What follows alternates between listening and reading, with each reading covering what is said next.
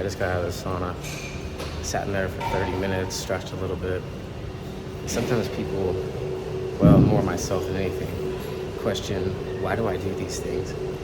Why would I sit in the sauna with a hoodie on and then get on the bike after that? It's Friday, man. I could go relax. I could go do something fun. I could do something besides suffer. Well, I still have my second workout after this because of the program I'm on. It's not gonna be intense though. It's just gonna be some stretching, maybe a walk around the pond. More zen than anything. But it's still a workout outside. And I'm sitting there doing hard stretches, and that's a struggle in itself, especially with someone like me who just wants to go all the time. It's like, dude, when you, well, look at that, I just did it again. When are you gonna relax? Well, that's a key question I've had to ask myself for years now, because every time I've relaxed, I thought to myself, well, I still have to go to work.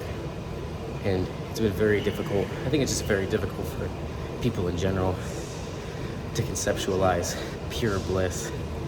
But for me, I think pure bliss is found when you know you've pushed yourself to the nth degree and mitigated suffering along the way as much as possible. Even though sitting in the sauna is arguably suffering, especially with a hoodie on, it's good for my mind in the sense that I'm so young. I'll look back when perhaps it'll be much harder to do that. But by then I'll have the tools mentally built up to withstand more stress that I don't even know exists yet, right? I feel like that's just all I'm doing, mitigating future stress by callousing the mind now. David Goggins' book talks all about that, and he essentially mentioned in one interview that he's doing all of this just for the anticipation of his mother's death. What a tragedy that would be. Some people don't understand that, but David's mom is what got him through some of the worst moments in his entire life. And without his mom, there might have been no David Goggins as we know him. So when she dies, that's going to completely tear him apart. And that's one of his inspirations to go hard.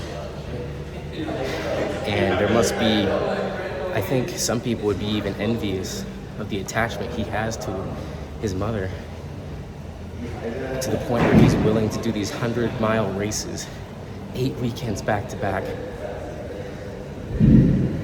It's insanity, man. And if you haven't read that book, I highly recommend it. It's called Can't Hurt Me by David Goggins, just in case you weren't paying attention to the name.